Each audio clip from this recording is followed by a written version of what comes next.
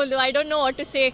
I think I was just chosen to be in that moment. और ऐसे लग रहा था कि सब scripted था, पता है, मतलब मैं सिर्फ एक छोटा सा हिस्सा, I was just a small part of what happened. It just felt like it was all scripted by someone above, by God above, and yeah, I mean, I'm just so grateful that I could contribute to a team, to my team in the semi-final and defeat Australia. Jamie, मैं सच बताऊं, मैं बाहर थी semifinal के बाहर, आज भी मैं बाहर थी, सबकी जुबान पर एक नाम था और वो आपका नाम था, बिकॉज वो पारी जिस तरह से आपने खेली और आपने बताया किस तरह से वो बीते महीने आपके लिए टफ रहे थे, लेकिन यही शायद एक एथलीट, यही एक वॉरियर की निशानी है कि जी उन सब चीज़ों से आगे निकलकर you stand strong. Yeah, I think one thing I think God has put inside of me is to not give up. And sometimes all you have to do is just show up on days when it's hard. And things just fall into place. So, I mean, I know a lot of people go through whatever I went through.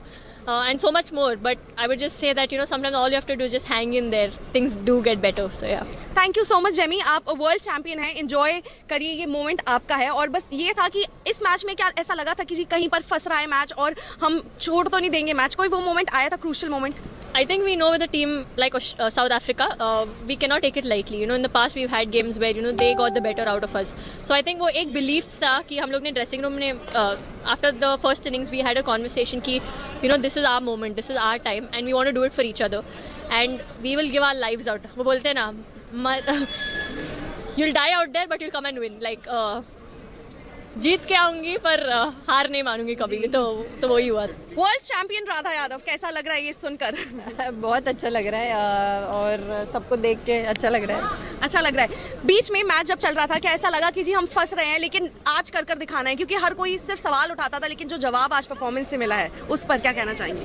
नहीं, हमने बिल्कुल ऐसे नहीं सोचा कि भले उनके runs भी आ रहे थे, बट हम एज ए टीम अंदर बहुत ही काम थे. हमको पता था क्या क्या चीज़ें करनी है, क्योंकि ऑलरेडी हम 3 मैचेस में फेल हो चुके थे. तो हमारे पास वो एक चीज़ था कि कमबैक कैसे करना है. तो हमको वो चीज़ का एक्सपीरियंस मिल चुका था, तो अभी हमने वही एग्जीक्यूट किया एंड में.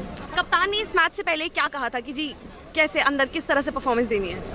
कुछ नहीं, वो जस्ट बोले स्माइल करो, एंजॉय करो, इतना हार्डवर्क किया है, बस एक फाइनल पुश और बिंदास होके खेलो. भारत की झोली में वर्ल्ड चैंपियन का खिताब डालने में यूं तो टीम इंडिया के हर खिलाड़ी, कोच से लेकर सपोर्ट स्टाफ, हर खिलाड़ी के परिवार का योगदान है, लेकिन कल के फाइनल मुकाबले में जीत की जो बुलंद इमारत खड़ी की गई, उनमें 3 बड़े किरदार भी थे. आइए इन महान कामयाबी के बाद उनके जश्न और जीत के पीछे त्याग, परिश्रम और बलिदान की कहानी भी आपको बताते हैं.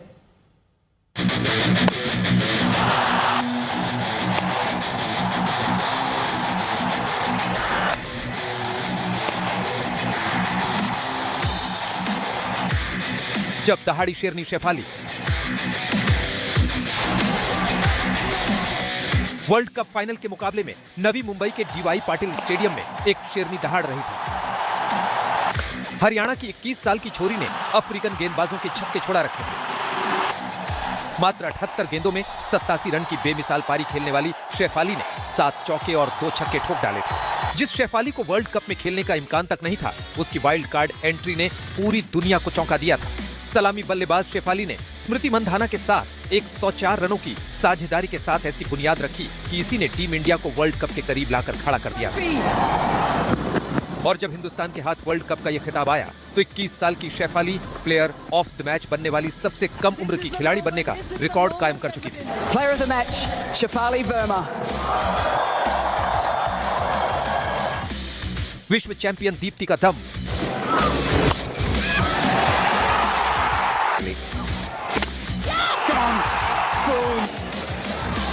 जब उनकी अंगुलियों से गेंद फिरकी लेकर निकलती है तो बड़ी बड़ी बल्लेबाज नाच जाते हैं.